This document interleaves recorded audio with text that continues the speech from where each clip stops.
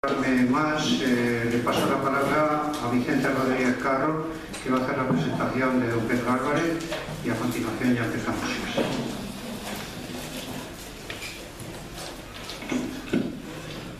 Gracias, César.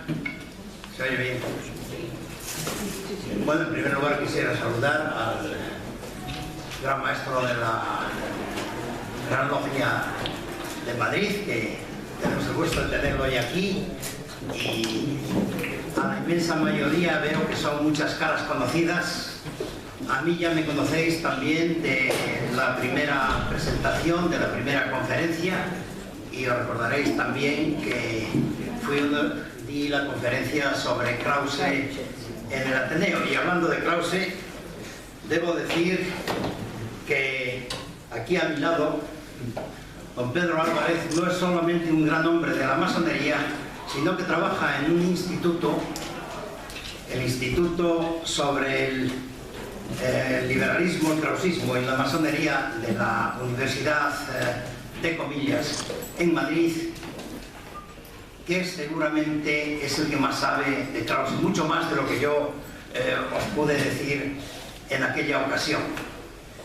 Y decía de él que es un gran hombre de la masonería, aunque no es masón, porque probablemente es quien más sabe de masonería, de la historia de la masonería en España, probablemente.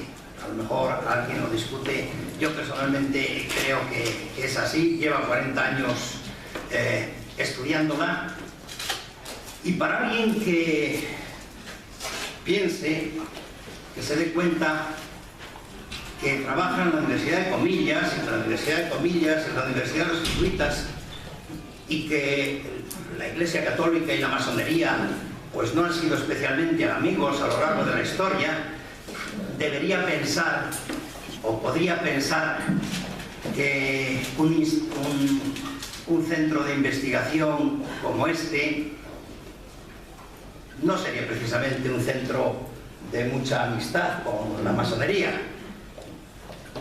A lo mejor alguien puede pensar eso. Mi propia experiencia, por lo que he leído de Pedro Álvarez y por lo que he hablado con él, creo que aunque algunas cosas o algunas instituciones le sean muy queridas, creo que la verdad le es más querida todavía, como dijo Aristóteles en relación con Platón: Plato amicus, magis amica veritas.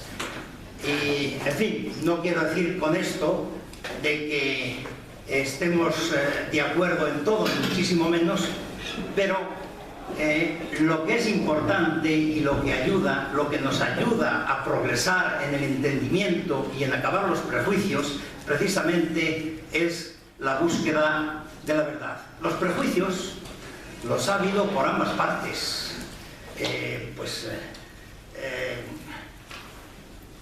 Los representantes de la Iglesia Católica han dicho cosas muy bárbaras de la masonería. También los masones han dicho cosas fuertes de los jesuitas. Por ejemplo, nuestro amigo Krause, nuestro amigo Karl Christian Friedrich Krause, cuando en 1814, después de que los jesuitas habían sido echados de casi todos los países, menos Rusia, de Europa, porque los soberanos estaban en contra, después que el Papa había disuelto la orden, y en 1814 se reconstituyó, le preguntaron a Krause, y lo dice su discípulo Enrique Ureña, que es probablemente en estos momentos el especialista más grande, no solamente en España, sino en Alemania. Y al decir España y Alemania, hablando de krausismo, creo que hay que decirlo de todo el mundo, el especialista más grande de la masonería. Pues Krause decía: hombre, el que ahora otra vez se reconstituyan los jesuitas es como si alguien tiene un jardín y para mejorarlo lo llena de serpientes. Es decir, también por parte de la masonería, Krause era un eximio masón, como muchos otros de la época, también hubo por nuestra parte sus prejuicios.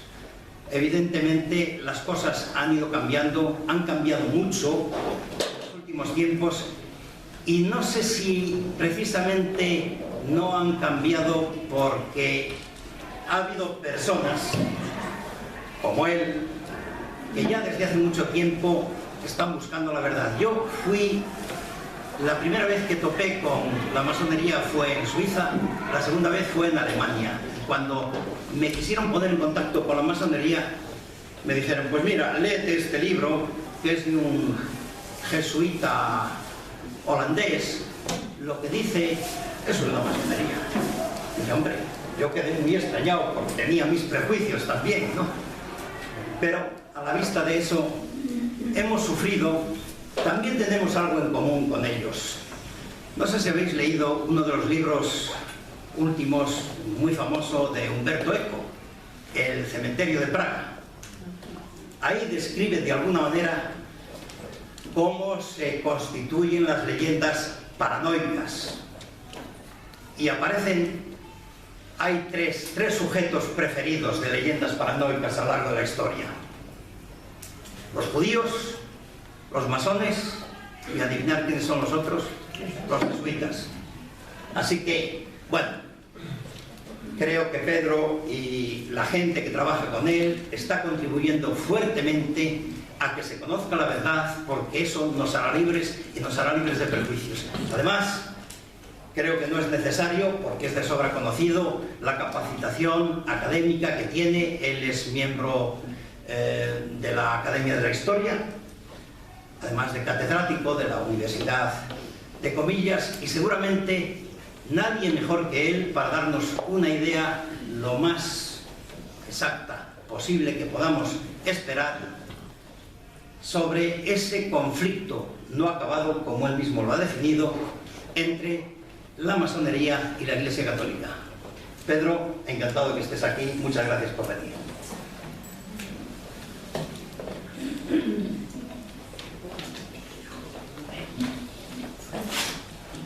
Muchas gracias, Vicente, por estas palabras tan cercanas, cariñosas, un poco exageradas, pero siempre se agradecen. Como los enemigos también exageran, pues así se compensa. Yo debo decir que estoy muy a gusto aquí y que además he recibido un regalo especial hoy, y es haber conocido a don César. Le conozco desde hace 10 minutos. Les aseguro que me tiene en su bolsillo. Es realmente una maravilla de delicadeza, de capacidad de escucha, una persona con una riqueza interior experiencial y vital asombrosas, y luego pues con eso que tanto yo he hecho en falta en esta sociedad, que es la educación, la cortesía, el saber hacer, el saber estar, el saber acompañar, escuchando en un silencio acogedor. Y en fin, para mí ha sido un regalo enorme el haberle conocido personalmente, no como personaje que ya le conocía naturalmente desde hace mucho tiempo. Veo también buenos amigos venidos de Madrid, de otra institución muy querida para mí, que espero que pronto levante el vuelo y restañe sus heridas, que es el Ateneo de Madrid.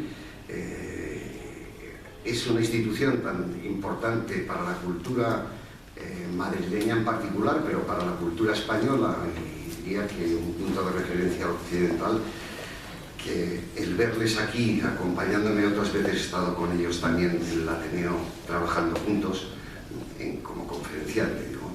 Y agradezco mucho su presencia y naturalmente pues el poder conocer al resto de las personas que nos acompañan ahora aquí.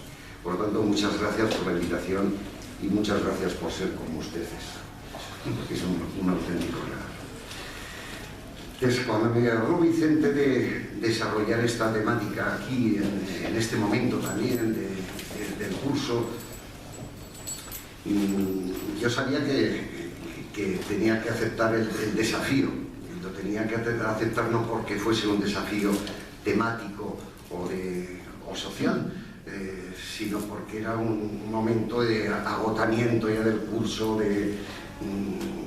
también uno tiene sus propias relaciones personales y con problemas de enfermedad.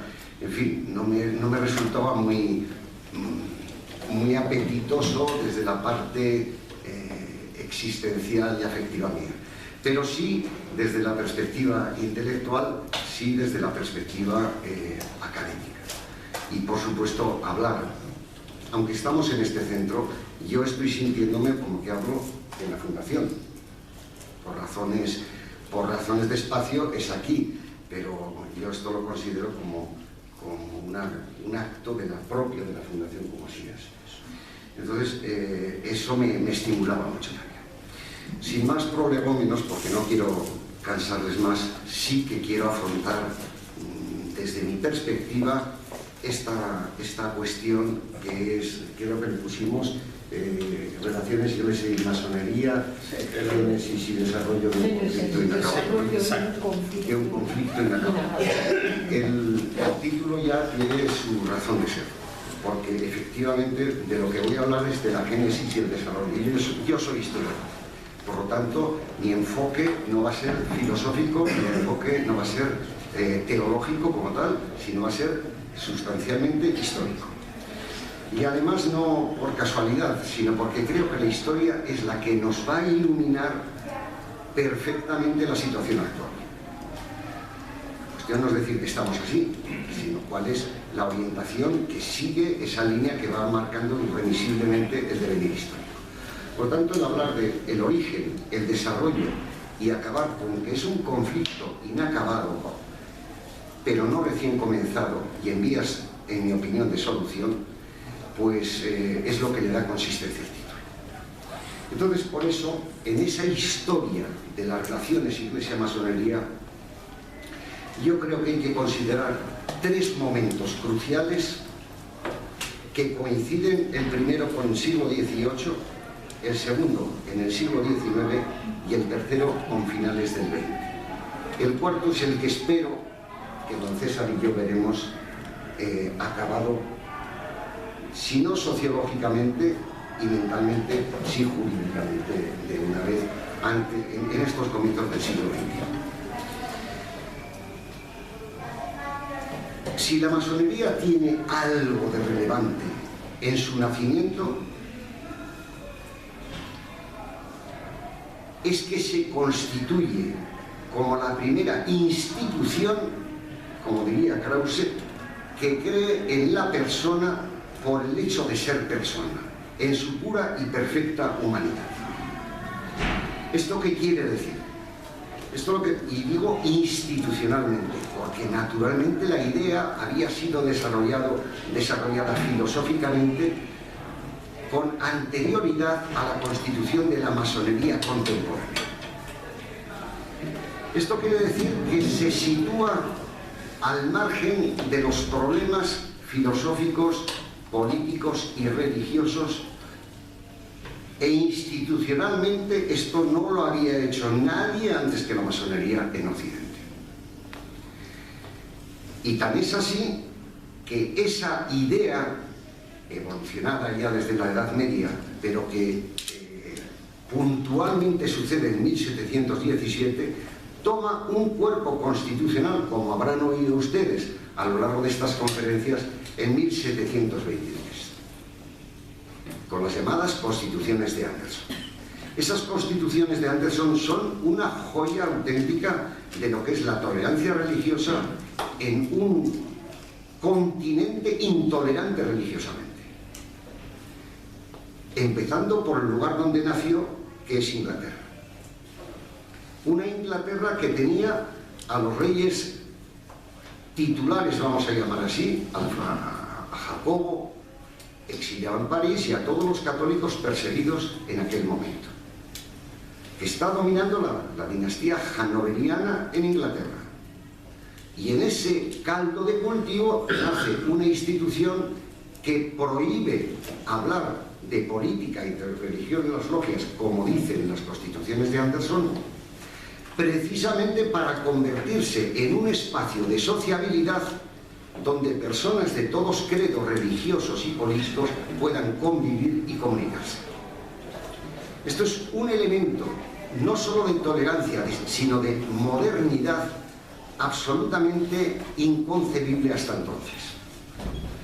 Claro, desde la perspectiva católica la cuestión es sumamente interesante, porque lo que estaban haciendo en la Gran Logia de Londres cuando se constituye es dar un cobijo a los católicos que en la sociedad inglesa del momento estaban perseguidos y penalizados con pena de muerte si hacían manifestaciones públicas de sus creencias, dar un cobijo en las logias para que pudiesen convivir, relacionarse con otros protestantes que fuera de las logias no podían vivir. Y además lo hacen obligando a creer en un gran arquitecto del universo.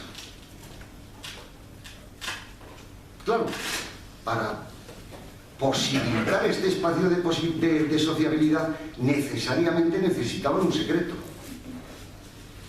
Un secreto, vamos a llamar de clandestinidad, puesto que entonces el no guardar esa confidencialidad significaba la muerte del hermano católico, o sobre todo católico, que estaba en las logias de Inglaterra. Estaba penalizado por los hanoverianos. Por lo tanto, este punto me parece esencial para ver el enfoque crucial del asunto. Segundo, lo mismo de política. Claro, no es mi tema, pero por ahí hay otra venta de desarrollo que no voy a tocar por no descentrarme de la cuestión principal. Y la creencia en un Dios personal y en la inmortalidad del alma. Por lo tanto, desde las constituciones de Anderson se ha de desterrar el concepto de que la masonería es una institución deísta con D. La masonería es una institución, en su origen, teísta con T. Porque, como saben ustedes, el deísmo es una concepción teológica de un Dios que está fuera de la naturaleza, que actúa sobre la naturaleza, pero que no se contamina con la naturaleza. Es una concepción concreta de Dios. Si la masonería fuera deísta, estaría confesionalmente deísta, por hacerme entender, estaría eliminando de sus logias a todos los que no fueran deístas, por ejemplo, los católicos, los judíos, los protestantes, todos los demás. Si fuese confesionalmente deísta. Teísta es otra cuestión. Deísta es que obliga a creer en un Dios personal. Pero todos los que creen en un Dios, incluidos los deístas, aunque en este caso no sería personal, pueden convivir perfectamente las logias. Ahí sí que no hay una contradicción conceptual entre el concepto de Dios como gran arquitecto del universo, ese símbolo, que no es más que un símbolo, que cobija a todos los creyentes, sean de la religión que sean. Esto en 1723, la fecha no se debe olvidar, puesto que en aquel momento esa declaración era uno de los principios en los que se ha basado la modernidad europea hasta la actualidad. El concepto de tolerancia religiosa, que no es lo mismo que de relativismo religioso. Otro concepto que introduzco ya desde las constituciones de Anderson. El de tolerancia religiosa de las constituciones es cada uno que crea en sus creencias, que las contraste si quiere con el que piensa de una manera distinta, pero la masonería no trata de hacer una teología sincretista y relativista, o sea, todas las religiones son iguales. No, la masonería no entra en eso. La masonería no está para hacer teología. La masonería es para presentar un espacio de sociabilidad, repito, donde se pueda convivir, contrastar y avanzar en el conocimiento teológico también, pero sin crear una supraestructura teológica. Pues les he dicho desde las constituciones de Anderson los tres pilares que van a ser la madre del cordero de los conflictos. El primero, tolerancia religiosa. El segundo, tolerancia política. El tercero, el secreto masónico en sociedades intolerantes como sinónimo, el secreto como sinónimo de clandestinidad. Se es clandestino cuando no se puede ser legal. Y segundo, el secreto masónico en un sentido iniciático. Secreto masónico en Anderson, ¿qué es? Miren ustedes, nos hablamos por símbolos, nos hablamos por gestos, nos hablamos por ritos.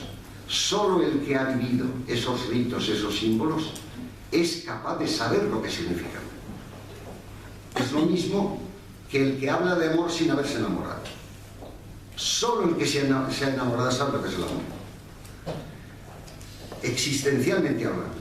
En el rito sucede lo mismo. Yo puedo saber mucho de rituales, puedo exponer lo que dicen los rituales, pero no me entero de los rituales hasta que no he experimentado esto, hasta que no he evidenciado lo que es el símbolo. Y en ese sentido los masones ya del siglo XVIII dicen que el gran secreto de la masonería es que no tiene secretos, porque el único que tiene es intransmisible. Es ese secreto de iniciación, ese secreto iniciático.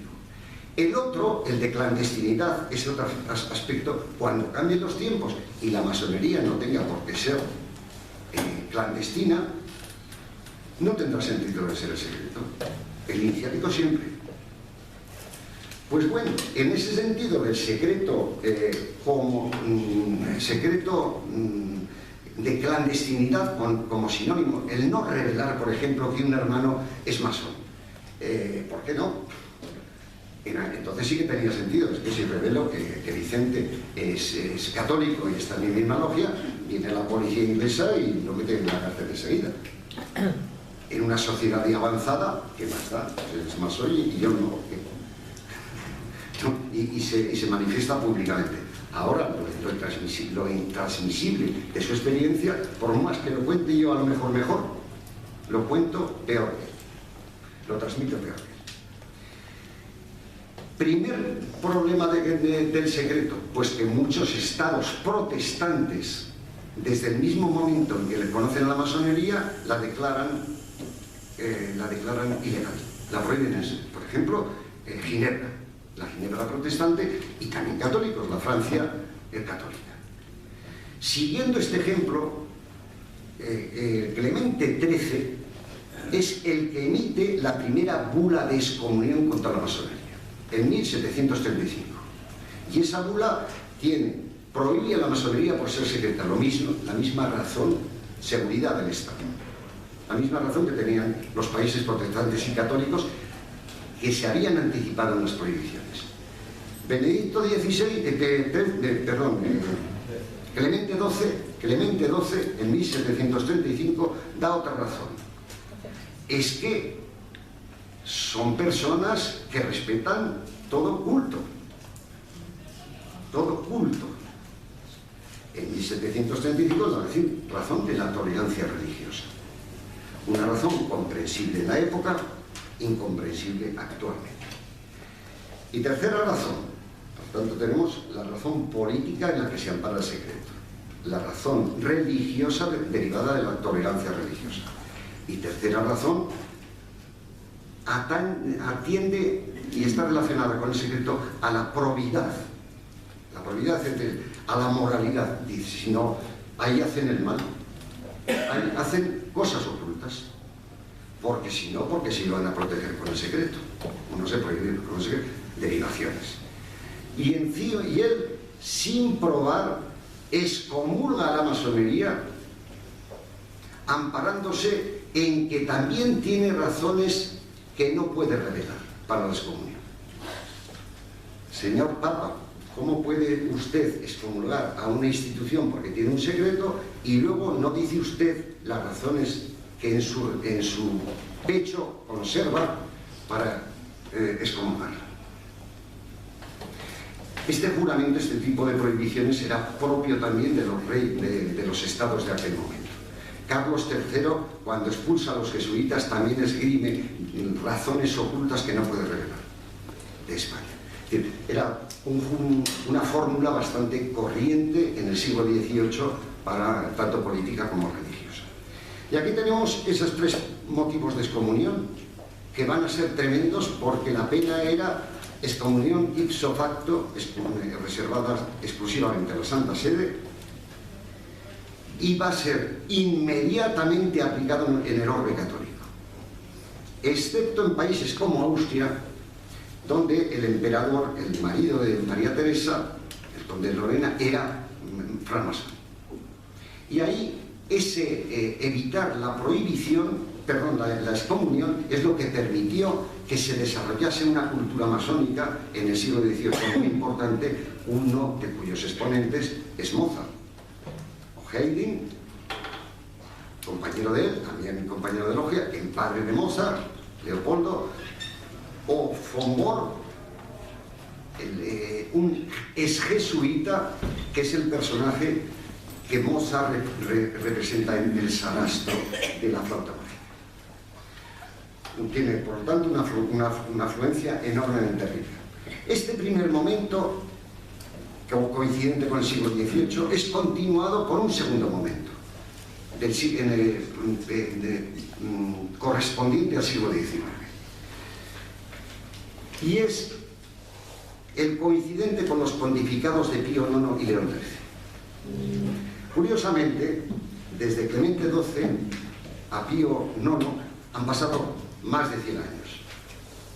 Apenas ha habido 5 o 6 edictos papales, prohibiciones, bulas de excomunión que repiten las razones de Clemente XII.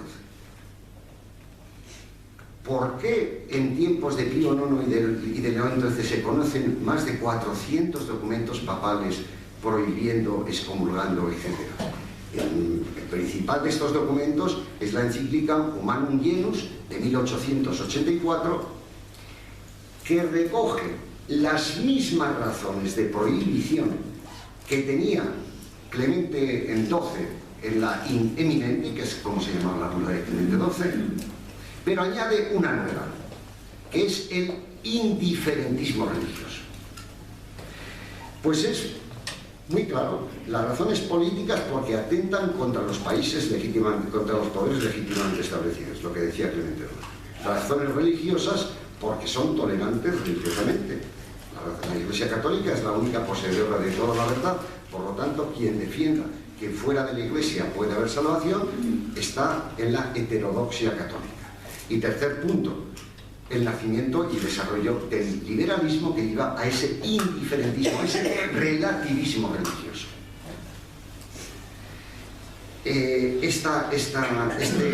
Esta doctrina del Humanum Genus es la que va a sentar cátedra en el futuro. Pero claro, aquí la frecuencia de las prohibiciones tiene una razón política muy clara. Es justamente el momento de la unificación de los estados de Italia y de la pérdida de los estados pontificios.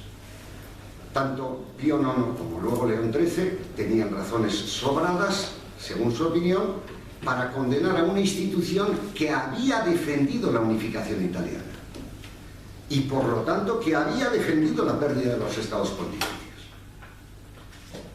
Naturalmente, lo que se está persiguiendo ahí con esa razón política es todos aquellos que han defendido que el Papa salga de Roma o que se pierda media Italia en el poder de Roma, están excomulgados. ¿Tenía razón Pío IX? ¿Tenía razón León XIII? Tenían sus razones y bastante comprensibles. La principal de ellas, en mi opinión, ¿cuál es? Ellos decían, si perdemos los estados pontificios, inmediatamente el papado va a pasar a depender del poder político del país donde resida. Por lo tanto, pierde la libertad doctrinal. Este es el planteamiento fundamental de estos dos papas. Quienes estén defendiendo la pérdida de los estados pontificios están atentando contra la libertad doctrinal de los papas.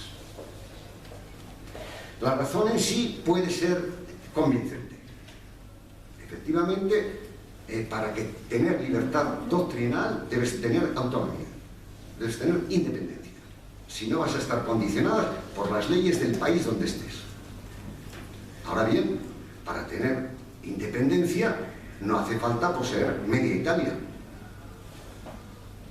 Esto ya no lo ve León XIII, lo ven los tratados de Letrán poco después, que son los que ofrecen el Estado Vaticano como un Estado pontificio propio, reducido, que le permite a los papas mantener su libertad doctrinal sin por eso tener una prepotencia política e incluso un ejército para defender sus territorios, esa media Italia. León XIII no ve aquello. Además, en el siglo XIX no debemos olvidar que ya el ateísmo científico ha tenido lugar. Las constituciones de Anderson prohibían ser masón a aquel ateo estúpido o libertino irreligioso, que era muy propio de comienzos del siglo, los libertinos de comienzos del XVIII. Pero, ¿y cuándo el ateo ya no es estúpido? Cuando el pensamiento materialista se ha desarrollado con una coherencia tal que no es necesario recurrir a la trascendencia para explicar la mundaneidad, para explicar el mundo. Allí ya no hay un ateísmo estúpido. Podré compartirlo o no, pero no es estúpido. En ese sentido, es cuando sucede la rebelión, vamos a llamar así, del Gran Oriente de Bélgica en primer lugar y del Gran Oriente de Francia, eliminando la necesidad de creer en Dios de las constituciones de esas obediencias. Para ser masón no hace falta creer en el gran arquitecto del universo. No en una confesión, dirían el Gran Oriente francés y el Gran Oriente belga, no en una confesión de ateísmo institucional, sino en una confesión de tolerancia, para dar cabida en nuestras logias también a los ateos. Algo parecido pasaría con las mujeres, pero no me quiero desviar del tema. Para dar cabida a los ateos, quitamos nada. Pero viene la Gran Logia de Londres y dice, no, esto no es masonería. Ustedes están convirtiendo esto en un círculo librepensador de los de entonces, de esos de los que hablaba Clarín en La Regenta cuando se refería a los excesos de los librepensadores. De los librepensadores de entonces, a los que también se refiere muy graciosamente pues don Camilo en su obra cuando dice librepensadores los de entonces, que estaban deseando de morirse para enterrarse por lo civil y darle un disgusto al cura. Eso era librepensador. No los de ahora. Pero, sin embargo, lo que era el desarrollo del libre pensamiento, filosóficamente hablando, era otra cuestión. Evidentemente tenían unas algaradas anticlericales solo comparables con las algaradas antimasónicas de los clericales, a los que se refería el gente. Se organiza el Concilio Antimasónico de Trento, naturalmente la presencia del rey carlista español en el concilio está patentizada.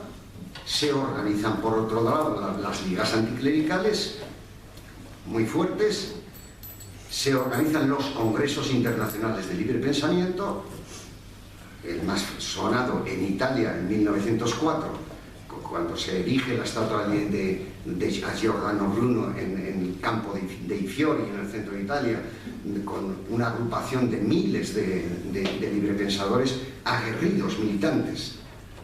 Lo que querían era comer carne en Viernes Santo, pero siempre con el periodista al lado, porque eran sociedades de propaganda. En aquella lucha sin cuartel es cuando están sucediendo estas actitudes de los papas también. De manera que, como bien ha señalado Vicente antes, era un diálogo de sordos, un diálogo más que de sordos, de estridentes, porque gritaban en ambas partes. Y la violencia hacía acto de presencia continuamente en aquellos sectores. Pero ya con el Tratado de Letrán, y avancemos, ya la Iglesia, con los tratados de 1917, admite los estados pontificios. O sea que no era tan necesario tener media Italia. La razón política de excomunión a la masonería va flojeando. Y el tercer momento, claro, después de los tratados de Letrán, durante los tratados de Letrán se firman durante la Primera Guerra Mundial, pero luego viene la Segunda. Y en la Segunda Guerra Mundial se encuentran en campos de concentración gitanos, masones, sacerdotes, judíos y mucha gente. Y lo que había conmovido al mundo conmueve después de la Segunda Guerra Mundial mucho más. Señores, ¿por qué no nos ponemos a hablar y rompemos esa tradición de peleas continuas? ¿Por qué no empezamos a razonar? Pero es que después de la Segunda Guerra Mundial, por la parte católica, sucede el gran acontecimiento católico del siglo XX, que es el Concilio Vaticano II, donde se declara el principio de libertad religiosa, el derecho, no solamente la tolerancia religiosa, que es bueno, pues toleramos, sino el derecho a la existencia de las otras religiones y de los otros sectores como depósitos de la verdad también. Ese decreto conmociona y hace que lo que habían sido intentos tímidos de acercamientos entre masones y algunos católicos después de la Segunda Guerra Mundial se conviertan en verdaderos movimientos de acercamiento de posturas, de diálogo, que es como se deshacen los malentendidos. Y así tiene lugar declaraciones episcopales, como la de la Conferencia Episcopal Escandinava, que llega a decir: en los lugares como nuestra diócesis, donde un católico se hace masón, puede ser masón sin dejar de ser católico. La formulación es importante. Claro, a los que no son católicos, esto más o menos les puede caer al pairo, pero a los que son católicos no. Y en esa circunstancia, si pensamos en Latinoamérica, había muchos miles de masones católicos que no conocían, muchos de ellos, el problema jurídico en el que estaban. Muchos miles de masones católicos, ¿no? Se presentaba un problema pastoral para la Iglesia importante. Eso hizo que esas posturas, que en principio fueran tímidas, sobre todo las procedentes de la Gran Logia de Francia, de la Gran Logia Nacional Francesa de Neuilly, en fin, tuviesen declaraciones por parte de los masones sumamente importantes. Recuerdo, parece que es la de Cornelú, que después de una oración a Juan XXIII, el creador del Vaticano II, el que convocó el Papa, como saben ustedes, que acaba de ser santificado ahora, y llega a decir: espero, después de una larga oración, espero, hablando de las relaciones iglesia-masonería, que este hombre no haya vivido, no haya sufrido, no haya muerto en vano. Ese sentido ecuménico que llegue a la masonería. Claro, que no todos estaban en esta posición de apertura y de diálogo. Y este tercer momento, coincidente con el Vaticano II, que es el que les he anunciado, sin embargo, habían puesto ya la cosa en un camino irreversible. No fácil, por eso está inacabado el conflicto, pero sí en el camino de no vuelta atrás, en mi opinión. Hubo quien puso, por parte de la Iglesia, también por parte de la masonería, por ejemplo, el Gran Oriente de Francia, con unas manifestaciones estridentes cada vez que un papa aparecía por Francia, heredero, sectores del Gran Oriente de Francia, no todo el Gran Oriente, pero bueno, muy representativos, en contra de la opinión de la Gran Logia de Inglaterra, que era y sigue siendo la rama, por hablar en términos profanos, la rama masónica más importante numéricamente del mundo, pero con gran diferencia sobre el Gran Oriente de Francia. Los que ya estábamos entonces en la pelea, hacíamos siempre esta observación a las autoridades eclesiásticas con las que nos encontrábamos, que no eran pocas veces ni pocas, entre otras el propio Ratzinger, como diré después. Ustedes están condenando a la masonería. Me he saltado una cosa por hablar de memoria. Después del segundo momento, que hemos hablado de León XIII muere en 1903. Pues poco después se promulga el Código de Derecho Canónico, que recoge las condenas de la Humanum Genus que venían ya de la Eminente.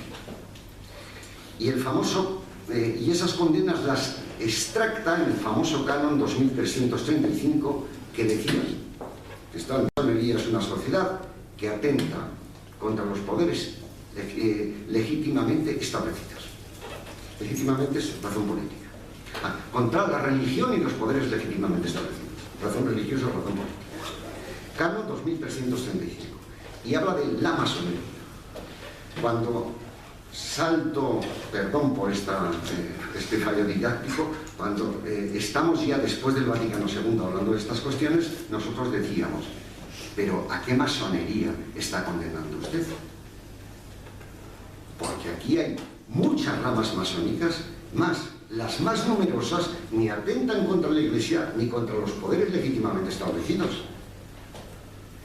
Hablar con este simplismo, estar hablando conceptualmente equivocados.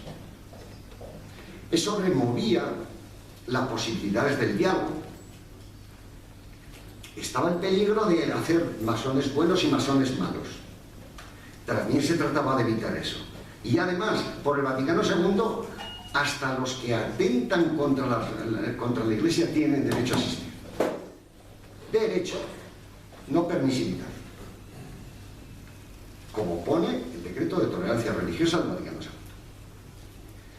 Por lo tanto, ahí estaba cuáles son los hechos principales. Hubo varios, pero me voy a centrar en el principal, que puso el palo en las ruedas de este avance.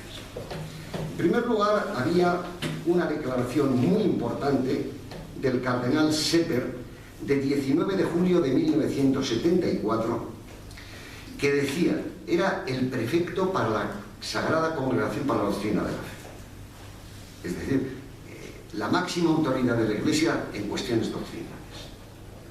El cardenal Sepper decía: aquellos que dicen que hay que entender el derecho canónico en sentido restrictivo están en lo cierto. ¿Qué decía con esto? Que aquellos que decíamos solo estarán excomulgados, incluso aplicando el código viejo, el código de derecho canónico primero, solo estarán excomulgados aquellos masones que atenten contra la Iglesia y los poderes legítimamente establecidos. Y los que no atentan ni contra la Iglesia ni contra los poderes legítimamente establecidos. Esos, por lo tanto, se salen de la pena. Ahí va el cardenal Sepper. Hay que entender el sentido restrictivo, todo código de derecho. Eso fue sentando doctrina y se apoyaba además en declaraciones de conferencias episcopales como la noruega, a la que he hecho alusión anteriormente. Bueno, la conferencia episcopal alemana, a la que pertenecía entonces el cardenal Ratzinger, muy joven, y presidida por el monseñor Stinfre, el cardenal de Viena, saca una declaración diciendo que, digan lo que digan, la libre masonería está excomulgada, la libre masonería en singular, está excomulgada por la Iglesia. Inmediatamente, el cardenal Sepper saca otro documento, el documento de la Conferencia Episcopal Alemana es de 1980. En 1981, antes de pasar un año, el cardenal Sepper saca un segundo documento diciendo: no, las conferencias episcopales no tienen capacidad de emitir juicios de valores universales. Por lo tanto,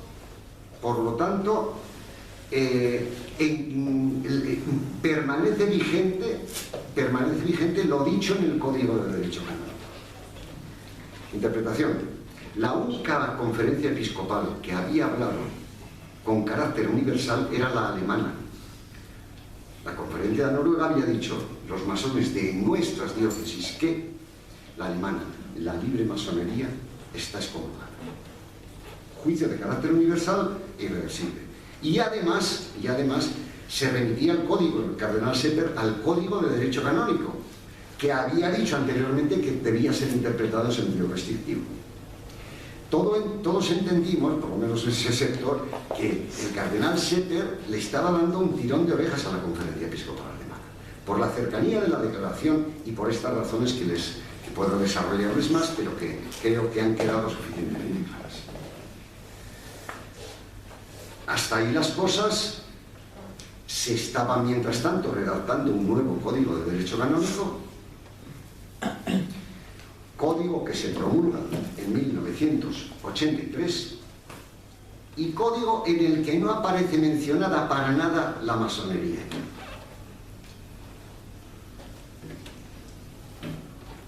A diferencia de la anterior.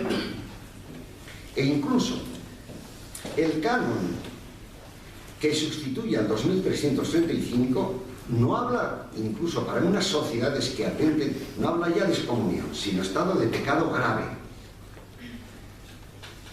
Pero no se refiere a los masones, sino a aquellos que atenten, pueden ser, yo qué sé, los de unos trotskistas, un grupo de trotskistas incontrolados que atente contra la Santa Sede.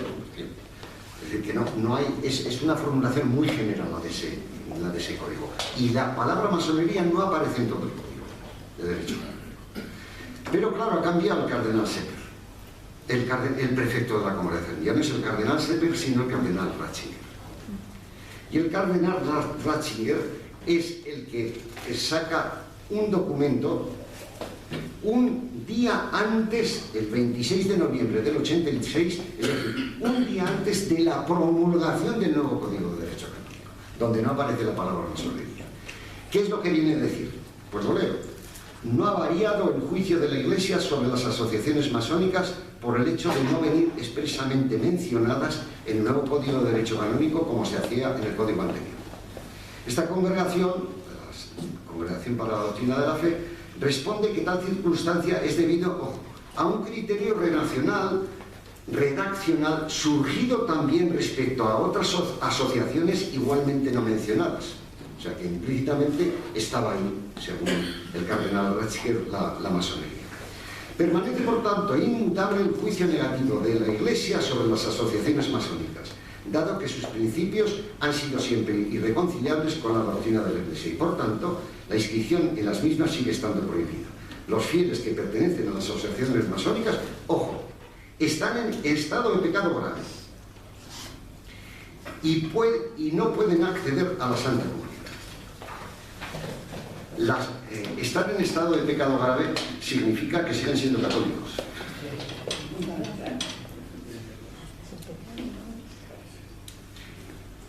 Estar excomulgado significa que no son católicos. O sea, el cambio de un código a un otro, aunque se fuerce la interpretación de esta manera, es llamativo. Por eso ya hablaba de un camino irreversible, aunque todavía inacabado.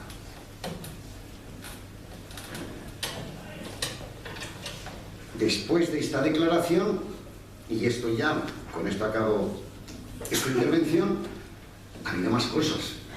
Nosotros, Menéndez Ureña, al que acá ha citado en la introducción, y yo estoy de acuerdo con que es el mejor clauso. Actualmente está el hombre bastante mal de salud, pero es el mejor clauso que hay actualmente de carácter internacional, sin duda, ¿no? Sobre todo en lo referente a Krause. Pues bueno, después de algunas conferencias, de varios viajes por Latinoamérica y después de encontrar el problema pastoral tan enorme que había allí, de muchos católicos que eran masones, y que decir, bueno, es que nosotros nos vemos interpelados por la prohibición, pero no entendemos las razones que nos dan. Lo que dicen ahí que hacemos, no lo hacemos. Entonces, ¿qué nos venía? ¿Qué hacemos? Pues de momento, yo siempre le dije lo mismo, usted debe obedecer a su propia conciencia, tiene una conciencia autónoma. Usted verá en su casa lo que hace. Si usted va a una logia y ve que realmente se atenta contra la Iglesia, que realmente hay un problema teológico serio contra su conciencia, usted verá la determinación que toma. Y si ve que no, pues también verá la determinación que toma. Pero Y ya hablo con personas adultas, yo no hablo con niños. Yo lo único que puedo decir es lo que me dice la historia. Y la historia tiene una línea inequívoca en este sentido. Pues de ahí nos fuimos y escribimos un largo informe al cardenal Ratzinger, que era el prefecto, que le enviamos a través de Nunciatura de la Tallaferri, entonces el nuncio, presentándole nuestra preocupación pastoral seria por este problema, hablando en términos sociológicos también de lo que representaba, del problema que representaba, no para los que a ustedes les duele, que pueden ser algunos círculos del Gran Oriente, de Francia, de Bélgica o de donde sea, que a esos les da igual lo que diga usted, sino a los católicos que tienen aquí. A eso sí que les preocupa, a los suyos. Y entonces les dimos 8 o 10 razones que enviamos. Bueno, a ver si surtían efecto de alguna manera. Recuerdo que estaba yo en un ciclo de conferencias en Coruña y que tenía un programa de televisión por la noche. Y me llama Ureña, me dice, oye, que me acaba de llamar el nuncio diciendo que vengas inmediatamente a Madrid porque Pierre Ratzinger a dar una conferencia ahí y quiere hablar con vosotros. Y digo, yo tengo un programa de televisión ya comprometido. Puede ser mañana. Dice, ya se lo he dicho y me ha dicho que anules el programa de televisión y que vengas aquí zumbando. Anulé y me fui para allá. Estuvimos 3 horas con el secretario del cardenal Ratzinger discutiendo todo el informe. Al día siguiente él tenía una conferencia, asistimos a una conferencia Razón Fe magnífica. La cabeza intelectual de Ratzinger es considerable, la potencia intelectual, pero él no nos había visto. Habíamos estado con su secretario, hoy arzobispo de Mainz, y nos ve Tallaferri, que estamos en la puerta, y nos dice, espera un momento, se van a por él, hay un gentío así, lo agarran, lo traían cada uno de un brazo, Tallaferri de un sitio y Clemens del otro, abriéndole paso a la gente, no entendíamos nada, nos viene a nosotros, sonriente, y nos pregunta, ¿quién cuesta Krause? Entonces le molestaba ser alemán y no conocer a Krause. Y además ser filósofo como era, ¿no? Entonces vino cariñosísimo, ahí se acabó todo, supimos que había sido recibido el informe, que había sido digerido. Y ahí sigue la cosa. Pero años después cae el telón de acero. Son señales que hay que ir leyendo. Cae el telón de acero y un periodista del Avvenire, el periódico de la Conferencia Episcopal Italiana, le hace una entrevista al cardenal Ratzinger, todavía no papa. Y le dice, sabemos que con la caída del telón de acero muchas logias han entrado ya en Rusia, en estos países y se están instalando. Y claro, el periodista ya así. Como la masonería está prohibida, ¿qué opina usted de eso? Y le dice Ratzinger, ojo con este asunto que es muy delicado. Sepa usted que hay masones que están en contra de la Iglesia, pero que otros se acercan sinceramente a hablar con nosotros. Había hecho ya la distinción de masonerías. De todas formas, no se iba a contradecir con su documento, sigue estando prohibida, como ya dije, porque defiende la separación Iglesia-Estado, una serie de razones que, claro, lo que yo también, y quién no defiende hoy la separación Iglesia-Estado, y posiblemente él también. O sea que veía ya que se movía en un terreno argumental que no era eso. Claro, no se iba a desdecir de lo que había publicado en el año 83, en noviembre, ese último, pero dio una advertencia tan seria que puso muy nerviosos a muchos sectores del Vaticano, aquella declaración. En mi opinión, puedo aturdirles con testimonios de un sitio de otro, no viene al caso. Yo creo que en síntesis la situación actual es la que les cuento. ¿Se siguen actuando? Pues claro que sí.